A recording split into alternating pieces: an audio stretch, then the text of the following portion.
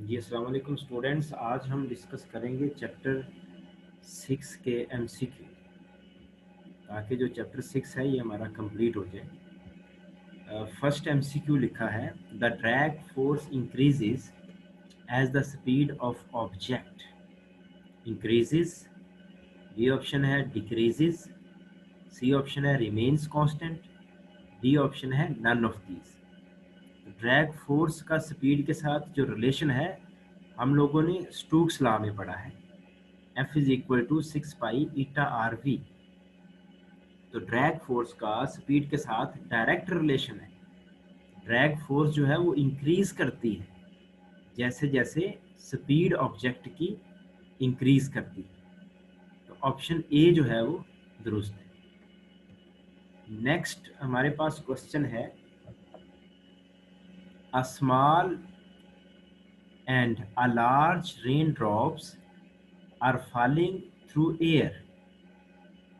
एक small rain drop है और एक लार्ज रेन ड्रॉप है, मतलब उनका साइज डिफरेंट है, वो फॉल कर रहे हैं एयर में। तो ऑप्शन ए है, the large drop moves faster, the small drop moves faster, both move with same speed, no conclusion can be drawn. तो हमें पता है कि रेन ड्रॉप जो है जब एयर में फॉल करेगा तो उस पर ड्रैग फोर्स लगेगी, और ड्रैग फोर्स जो है वो इक्वल हो जाएगी वेट की। और जब वो इक्वल हो जाएगी तो रेन ड्रॉप जो है वो यूनिफॉर्म टर्मिनल वेलोसिटी से मूव करता रहेगा डाउनवर्ड। और जिसका साइज ज़्यादा होगा वो कहता है वो ज़्यादा स्पीड से मूव करेगा, या स्मॉल साइज वाला करेगा, या साइज का कोई इफेक्ट नहीं होगा टर्मिनल स्पीड पे। तो टर्मिनल स्पीड का जो हमने फार्मूला पढ़ा था उसमें टर्मिनल स्पीड जो है उसका रिलेशन था आर स्केयर के साथ। V T is directly proportional to R square. तो जिस ऑब्जेक्ट का साइज ज्यादा होगा, रेडियस ज्यादा होगा, या जिस ड्रॉप का साइज ज्यादा होगा, रेडियस ज्यादा होगा, उस ऑब्जेक्ट की स्पीड ज्यादा होगी। तो इसका मतलब है यहाँ पे रेन ड्रॉप्स है तो large rain drop moves faster. A option जो है वो करेक्ट है। नेक्स्ट एक लिखा है, the rate of leak from a hole in a tank is. Leakage है टैंक में और लीकेज की वजह से वाटर वहां से पोर आउट हो रहा है, निकल रहा है ऑरिफिस से, स्मॉल होल से। कहता वो जो रेट ऑफ लीक है वो डिपेंड करता है, या वो कहता है पहला ऑप्शन है independent of its height from the bottom. कि जो रेट ऑफ लीक है जहाँ पे होल है, होल डिपेंड ही नहीं करता हाइट पे। मतलब होल जो है वो टैंक की ऊपर वाली साइड पर है, या मिडल पे है, या बॉटम पे है, उससे रेट ऑफ लीक डिपेंड नहीं करता। मतलब जितनी तेजी से वाटर ने निकलना है, स्पीड ऑफ इफ्लक्स जो है वो कहता है डिपेंड ही नहीं करती। दूसरा ऑप्शन है more if situated near the bottom. Rate of leak जो है वो ज्यादा होगा अगर होल जो है वो बॉटम के पास हो। तीसरा ऑप्शन है more if situated near its top. मतलब टॉप के ऊपर हो, हाइट के ऊपर हो, ज्यादा हाइट पर अगर होल हो तो फिर ज्यादा तेजी से वाटर निकलेगा। डी ऑप्शन है more at midway between top and bottom. तो हमने स्पीड ऑफ इफ्लक्स वाला फार्मूला पढ़ा था, V two is equal to 2g h1 minus h2। Height पे डिपेंड करेगा h1 माइनस h2। तो हाइट पे डिपेंड करेगा स्पीड जो है। तो जितना वो नीचे होगा उतना ही जो है रेट ऑफ इफ्लक्स जो है वो ज्यादा होगा। तो हम कहेंगे जो ऑप्शन जो है बी जो है वो करेक्ट ऑप्शन। नेक्स्ट क्वेश्चन है बेटा, the maximum drag force on a falling sphere is 5 Newton, its weight is. Maximum drag force कहता है 5 न्यूटन लग रही है। अब ड्रैग फोर्स किधर को लगती है? ऑपोजिट टू वेट, वेट के ऑपोजिट डायरेक्शन में लगती है। तो हमने कहा ऑब्जेक्ट अगर डाउनवर्ड फॉल कर रहा है तो उसका वेट डाउनवर्ड है। जैसे जैसे वो डाउनवर्ड फ्लूइड में मूव करता जाता है ड्रैग फोर्स इंक्रीज होती जाती है उसकी स्पीड बढ़ने से, और एक वक्त ऐसा आता है कि ड्रैग फोर्स जो है वो बराबर हो जाती है वेट के। और जब ड्रैग फोर्स वेट के बराबर हो जाती है तब टर्मिनल वेलोसिटी होती है, यानी कि ज्यादा से ज्यादा मैक्सिमम वैल्यू जो ड्रैग फोर्स की है वो वेट के बराबर हो सकती है, उससे ज्यादा नहीं हो सकती। हम लिखेंगे 5 न्यूटन। 5 न्यूटन वेट था तो ड्रैग फोर्स भी 5 न्यूटन लगी है, या 5 न्यूटन ड्रैग फोर्स लगी है, मैक्सिमम ड्रैग फोर्स 5 न्यूटन है, तो इसका मतलब है वेट भी फिर कितना होगा, 5 न्यूटन होगा। नेक्स्ट क्वेश्चन है 5। The net force acting on the droplet moving through the fluid is। Net force जो लगेगी ड्रॉपलेट के ऊपर जब वो फ्लूइड में मूव कर रहा है, तो वो उसका फार्मूला क्या होगा, वो ड्रैग फोर्स जो है वो बराबर होगी weight of object minus drag force. Net force जो है वो बराबर होगी weight of object minus drag force, weight of object plus drag force minus weight, या जीरो। तो वेट ऑफ ऑब्जेक्ट को माइनस, तो weight of object minus drag force के बराबर होगी नेट फोर्स। वेट डाउनवर्ड है, डाउनवर्ड वाली फोर्स में से हम ड्रैग फोर्स अपवर्ड वाली जो है वो माइनस करेंगे। तो ऑप्शन जो है ए दुरुस्त।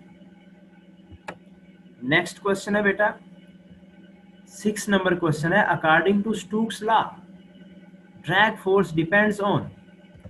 ड्रैग फोर्स किस पे डिपेंड करती है, कोफिशिएंट ऑफ विस्कोसिटी पे करती है, रेडियस ऑफ स्फेरिकल बॉडी पे डिपेंड करती है, टर्मिनल वेलोसिटी पे डिपेंड करती है। तो हमने पढ़ा है कि drag force is equal to 6 pi eta R V, उसमें कोफिशिएंट ऑफ विस्कोसिटी भी है और रेडियस भी है और टर्मिनल वेलोसिटी भी है, तीनों पे डिपेंड करती है, तो ऑल ऑफ दीज। नेक्स्ट है poise is unit of coefficient of temperature, coefficient of viscosity, coefficient of friction, या नन ऑफ दीज। पॉइज जो है ये भी यूनिट है कोफिशिएंट ऑफ विस्कोसिटी का, और 1 पॉइज जो है वो बराबर होता है 10 किलोग्राम पर मीटर पर सेकेंड। ये किलोग्राम पर मीटर पर सेकेंड जो है ये यूनिट होता है कोफिशिएंट ऑफ विस्कोसिटी का, और पॉइज भी यूनिट है कोफिशिएंट ऑफ विस्कोसिटी का। नेक्स्ट क्वेश्चन है Bernoulli's equation establishes a relation between. Bernoulli equation जो है वो रिलेशन बनाती है किसमें, pressure and speed of fluid, pressure and height of fluid, pressure speed and height of fluid, और pressure and mass of fluid. हमने देखा कि जो बर्नौली इक्वेशन थी उसमें 3 टर्म्स थी, एक थी प्रेशर P, एक थी रो जी एच 1 या रो जी एच, एच जो है हाइट है, और तीसरी टर्म थी हाफ रो वी स्क्वायर। इसका मतलब है वेलोसिटी भी है, प्रेशर भी है, हाइट भी है, तीनों का रिलेशन है। तो सी ऑप्शन दुरुस्त है, pressure speed and height of fluid, option C is correct. Next है question number 9। If the radius of the sphere falling vertically is half, radius अगर हाफ कर दें, साइज हाफ कर दें उसकी, तो टर्मिनल स्पीड रिड्यूस हो जाएगी, रिड्यूस होके हाफ हो जाएगी, 1/4 हो जाएगी, या 0 हो जाएगी, या कोई चेंज नहीं आएगी। तो हमें पता है स्पीड जो है vt डायरेक्टली प्रोपोर्शनल है r स्क्वायर की, तो r की जगह पे जब 1/2 लिखोगे, 1/2r करोगे, तो साथ में स्क्वायर भी होना है, r का भी स्क्वायर होना है, नीचे जो 2 है इसका भी स्क्वायर होना है, तो 1/4 बचेगी, 4 टाइम डिक्रीज होगी। अगर रेडियस डबल हो जाए तो टर्मिनल वेलोसिटी जो है वो 4 टाइम्स बढ़ जाती है, इंक्रीज करती है, और अगर हाफ हो जाए तो 1/4 रह जाती है, तो B option is correct. Next है question number 10। When a fog droplet moves vertically downward it is subjected to fog droplet जो है आपने देखे हैं वो सस्पेंड हो जाते हैं और डाउनवर्ड स्लोली मूव कर रहे होते हैं, तो फिर उस पर फोर्स ऑफ ग्रेविटी लगती है या जस्ट ड्रैग फोर्स लगती है या both force of gravity and drag या नन फोर्स एट ऑल या कोई भी फोर्स नहीं लगती। हम कहते हैं दो फोर्सेस लगती हैं, उसके ऊपर ग्रेविटी भी लग रही होती है और ड्रैग फोर्स भी लग रही होती है, दोनों फोर्सेस लग रही है। तो बोथ फोर्सेस लग रही होती हैं, ग्रेविटी भी और ड्रैग फोर्स भी। सी ऑप्शन दोस्तों। क्वेश्चन नंबर 11 है, if the area of pipe decrease the speed of fluid must increase according to. अगर एरिया ऑफ पाइप डिक्रीज होगा तो उससे क्या होगा, स्पीड जो है वो इंक्रीज होगी। किसने बताया, बर्नौली इक्वेशन ने, टॉरिसेली इक्वेशन ने, वेंचुरी रिलेशन ने या equation of continuity? Equation of continuity ने हमें बताया था। ए और वी, एरिया और स्पीड का जो रिलेशन है ये बनाया था किसने, इक्वेशन ऑफ कंटिन्यूटी में हमने बनाया था। A1 V1 is equal to A2 V2, ए और वी का जो प्रोडक्ट है कांस्टेंट है। नेक्स्ट है जी question number 12, dimensions of pressure are same as that of force per unit area, kinetic energy per unit volume, kinetic energy per unit volume, potential energy per unit volume, all of these. Pressure जो है हमने जैसे Bernoulli equation पढ़ी उसके last में हमने कहा था कि जो kinetic energy per unit volume है, एक टर्म थी हाफ रो वी स्क्वायर, और kinetic energy per unit volume को अगर आप चेक करें उसके यूनिट्स निकालें तो वो भी प्रेशर के बनते हैं, वो भी एक प्रेशर ही था, डायनामिक प्रेशर का नाम दिया था हमने उसको। ऐसे ही एक था रो जी एच, वो थी potential energy per unit volume, उसके यूनिट्स भी वही बने थे प्रेशर के, तो ये भी एक प्रेशर ही होता है। और फोर्स पर यूनिट एरिया भी प्रेशर ही होता है। सबकी डायमेंशंस एक जैसी हैं, all of these, D option is correct. 13 है बेटा, dimensions of coefficient of viscosity are. Viscosity का जो कोएफिशिएंट है उसकी डायमेंशंस क्या होती हैं, यूनिट हमें पता है किलोग्राम पर मीटर पर सेकंड है, तो ml-1 t-1, option C is correct. Next है question number 14, maximum drag force on a body falling in a viscous medium is 19.6 Newton. Its mass is, maximum drag force जो है 19.6 Newton है, तो object का mess कितना होगा? Mess हमें पता है F/g हो जाएगा, ये नीचे कैलकुलेशन भी की है। ड्रैग फोर्स बराबर हो जाएगी वेट के, मैक्सिमम ड्रैग फोर्स वेट के बराबर होती है, ठीक है।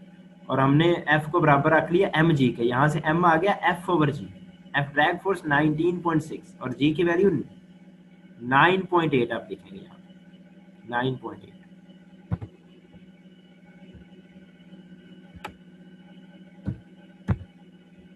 तो इससे जो आंसर आएगा वो आएगा 2 kg, तो 2 kg जो है मैस होगा, option B is correct.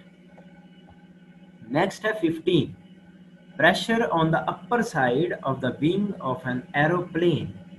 Aeroplane की अपर साइड पे जो प्रेशर होता है ग्रेटर होता है then on its under side, नीचे वाली साइड से ज्यादा होता है, is same as that on its under side, equal होता है, बराबर होता है। सी ऑप्शन है, is less than that on under side, कम होता है, और डी ऑप्शन है नन ऑफ दीज। तो एरोप्लेन जब फ्लाई कर रहा होता है तो उसके अपर विंग पे जो प्रेशर है वो कम होता है, लेस होता है। C option is correct. Next है, why are the aeroplanes made to run on the runway before take off? Take off करने से पहले रनवे पे जो एरोप्लेन्स हैं उनको रन क्यों करना पड़ता है, भगाना क्यों पड़ता है? It decreases atmospheric pressure, atmospheric pressure decrease करने के लिए, या डिक्रीजेस फ्रिक्शन, या फ्रिक्शन को कम करने के लिए, या फिर it provides required lift to the aeroplane, उसको भगाने से उसको लिफ्ट मिलती है upward. It decreases the viscous drag of air, viscosity कम हो जाती है क्या, या ड्रैग फोर्स कम हो जाती है। तो सी ऑप्शन इज करेक्ट, उसको लिफ्ट देने के लिए ताकि वो ऊपर को हाइट की तरफ उठे। तो अपवर्ड लिफ्ट के लिए जो है उसको भगाना पड़ता है ताकि अपर साइड पे प्रेशर कम हो जाए, लोअर साइड पे ज्यादा हो जाए, उसको अपवर्ड लिफ्ट मिले। सी ऑप्शन इज करेक्ट। 17 है बेटा, the fog droplet falls vertically through air with an acceleration less than g, greater than g, equal to g, equal to 0। तो फॉग ड्रॉपलेट जो है स्पेशली ये बहुत स्मॉल ड्रॉपलेट है और ये टर्मिनल वेलोसिटी से, यूनिफॉर्म टर्मिनल वेलोसिटी से डाउनवर्ड मूव करता है बहुत स्लोली, नो स्मॉल मैस। तो जब वो यूनिफॉर्म टर्मिनल वेलोसिटी से मूव करेगा तो एक्सेलरेशन क्या हो जाएगा, 0 हो जाएगा। तो D option is correct, 0। Next question number है 18। नेक्स्ट क्वेश्चन नंबर है 18। The SI units of flow rate are. हमें पता है इक्वेशन ऑफ कंटिन्यूटी में हमने पढ़ा था कि फ्लो रेट जो होता है वॉल्यूम पर यूनिट टाइम होता है। तो वॉल्यूम के यूनिट्स होते हैं मीटर क्यूब, उसकी डायमेंशन होगी एल क्यूब, और टाइम के यूनिट्स होते हैं सेकंड और उसकी डायमेंशन होगी टी। तो ये हो गया एल क्यूब टी माइनस 1।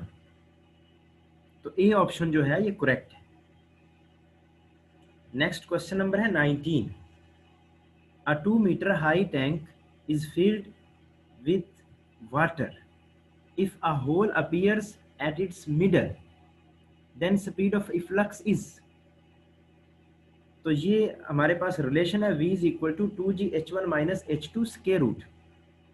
तो ये एक टैंक है जिसकी हाइट h1 है और इसके मिडल में यहाँ पे मिड हाइट के ऊपर क्या है, एक होल है जहाँ से वाटर फ्लो कर रहा है, इसकी स्पीड मालूम करनी है। तो ये फार्मूला है 2gh1 minus h2। h1 minus h2 जो है वो हाफ h1 के बराबर है, ये जो टोटल हाइट है इसका आधा है, h1/2। तो हम लिख सकते हैं h1 माइनस h2 की जगह पे h1/2। 2 से 2 कैंसिल हो गया तो बच गया gh1, और h1 हाइट टोटल कितनी है इसकी, 2 मीटर हाई है। तो h1 की जगह पे 2 लिख दिया, g की जगह पे 9.8 लिख दिया। ये हो गया 19.6 स्क्वायर रूट, और 19.6 का स्क्वायर रूट जो होता है 4.42 मीटर पर सेकंड होता है। तो C option is correct. Next question है 20। An incompressible fluid flows steadily through a cylindrical pipe which has a radius of 2r at a point A and radius r at point B। मतलब radius जो है half हो गया है B point पे जा। अब कहता है कि if the velocity at point A is v, A point पे v वेलोसिटी है तो b पे कितनी होगी, रेडियस हाफ होने से वेलोसिटी पे क्या असर पड़ेगा। तो a और v का जो प्रोडक्ट है वो कांस्टेंट रहता है, यानी कि v को अगर हम दूसरी साइड पे ले जाएं तो कांस्टेंट ओवर a हो जाएगा। Speed is inversely proportional to area, area जब कम होगा तो स्पीड ज्यादा होगी। अब एरिया कम हो रहा है, कितना कम हो रहा है, रेडियस हाफ हुआ है, एरिया होता है पाई आर स्क्वायर, रेडियस जब हाफ होगा आर का स्क्वायर है, तो जब ये हाफ होगा तो 1/4 आएगा। तो स्पीड जो है वो 4 टाइम्स इंक्रीज होगी। स्पीड का जो रिलेशन है एरिया के साथ वो इनवर्स रिलेशन है, लेकिन पाई आर स्क्वायर एरिया होता है। तो एरिया हाफ होगा 1/2 आर होगा, तो 1/2 का स्क्वायर हो जाएगा 1/4, 4 ऊपर चला जाएगा। तो इस तरह स्पीड जो है वो 4 टाइम्स इंक्रीज होगी, डबल नहीं होगी, 4 टाइम्स होगी। रेडियस हाफ होने से स्पीड 4 टाइम्स हो जाएगी। तो 4v, ए ऑप्शन जो है ये करेक्ट है। और लास्ट में ये की भी आपको बताई गई है, इसको भी आप देख सकते हैं। अल्लाह हाफिज़।